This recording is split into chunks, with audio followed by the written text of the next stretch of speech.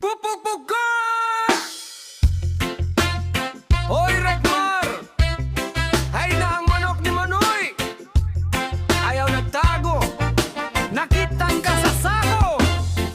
Inigabot sa gabi, isugod na ang rumbada. Si Rekmar nagdandam, sako ang iyang dala. Dili siya mangawat o alahas o kwarta, basta na itari ug sunoy, dito siya mupusta. Hinay-hinayok kamang murag ninja sa kangit-ngit. Ang manok nga natulog, kalit lang nga nahanaw sa usa ka pinit. Ang silingan na tingala, nganong namingawang tugkaran. Wala na ay mo tugtugaok, wala na'y madunggan. Rekmar, ayaw di na yung balibo na sa imong luyo.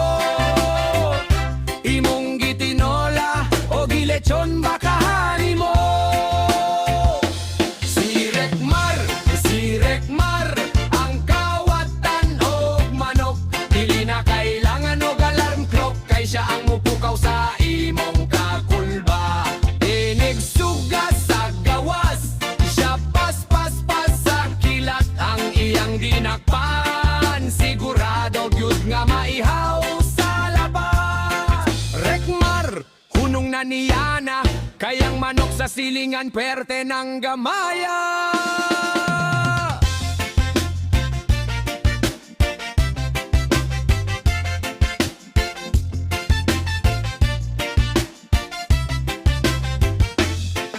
Pag-abot sa Domingo, naa siya sa bulangan. Nagdalak pulang ang manok, puwerteng nindot agbarugan ng gutana ang iyang kumpare. Asa ni gikan mar, nitubag si Rekmar, gikan ni sa damgo akong gialima. Pero pagkakita sa tagiya, nanilhan ang agi sa tiwas. Si Rekmar ni dalagan, perteng layata sa koral, walay kumpas sa ural. Rekmar ang chicken master sa barangay.